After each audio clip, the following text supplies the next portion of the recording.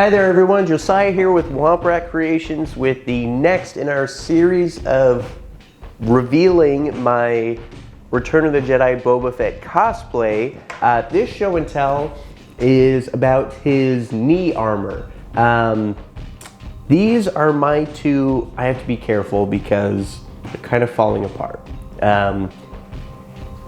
I've said this before, but this was my first project as a maker. Up until this point, I had never done any of this stuff, and so there's a lot of, especially attaching devices that like how I attach pieces to pieces and stuff like that, that just wasn't up to par. And I know that now, but yeah. So on this one, you can see that my two knee darts, which, by the way, we finally got to see in The Mandalorian, and wow, I mean, he used just about every weapon in his costume in the span of like 2 minutes.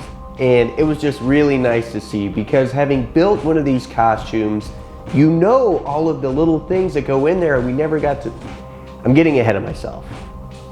These are my recreations of his knee armor, and yeah, I was saying the two knee darts on this one are about ready to fall off. They're holding on by a dream, and then this one, you can see one is gone.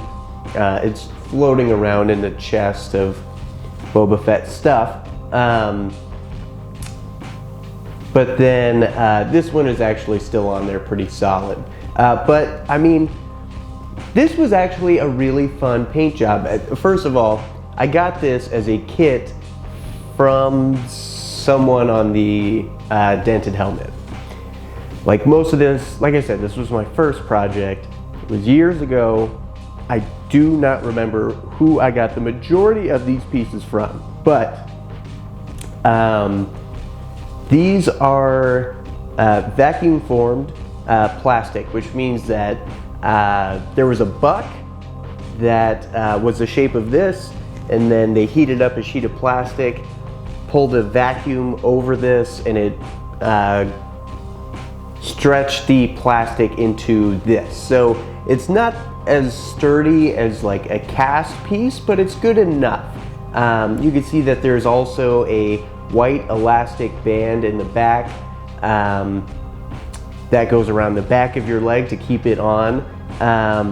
The more and more that I go through this costume and revisit it, taking it out of the trunk, the more that I want to re-attack this costume, because it is a super cool costume.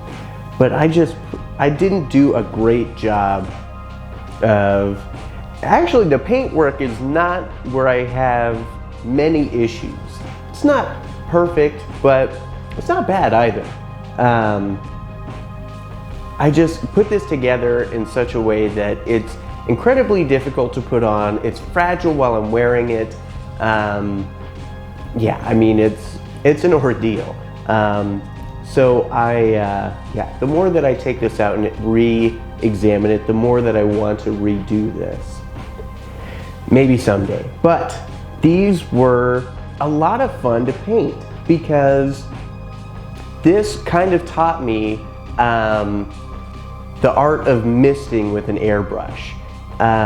There's a lot of very subtle tonal shifts through these knee pieces, and it was just a lot of fun to explore that with an airbrush. This was literally, I did, when I started out on this project, the first thing I started with was the armor, the body armor.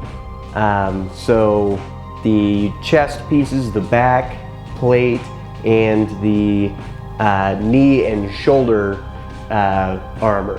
And I don't remember what out of those I started on first, but this was literally the first thing I painted with an airbrush. I painted all of the armor in the span of like a week because I was super excited, and I just it's really funny to be able to look back and revisit and kind of see what you were able to figure out and what you would do differently going forward. The more I look at this, the more that I want to revisit this. But yeah, I mean, these were just a super fun piece, and I actually like this color. I'm usually not a huge fan of orange or yellow, but these are cool. Yeah, it was a lot of fun. Of course, for the actual damage and stuff like that, there's a ton of templates for paint work on the dented helmet, which is what I relied very heavily on. And I know at a certain point it got really frustrating and I just started eyeballing it. But I think that was just my own impatience, not speaking to the quality of the templates for damage, because they are meticulously put together like everything else on the dented helmet. But these were a lot of fun. I'm not gonna put them on right now. I've decided that instead of suiting up every time I do a show and tell, I'm gonna break it down piece by piece, and then at the end, I'll wear the whole thing, or at least try to without everything falling apart, and I'll show you the whole project as it stands right now. Yeah, the more I go through these pieces, I really want to get back into this build. Yeah, that's gonna be coming sometime soon, but I'm in the middle of a huge project right now anyways, and the last thing I need to do is take on a full Boba cosplay. But anyways, thank you guys so much for tuning in for another show and tell. I hope I didn't ramble too much. Till next time, I'll see you guys later.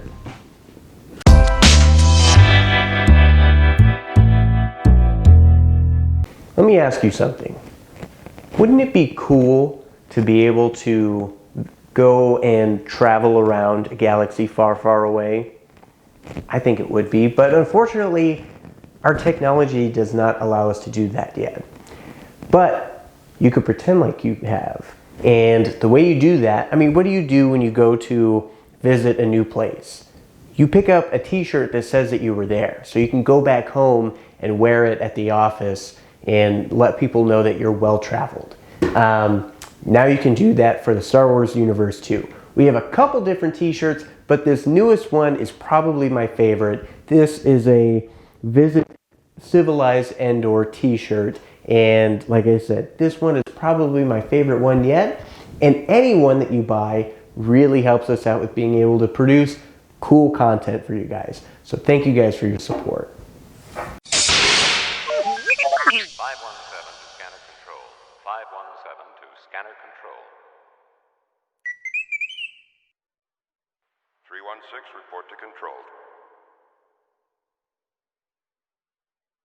53 to upper bay door. 53 to upper bay door.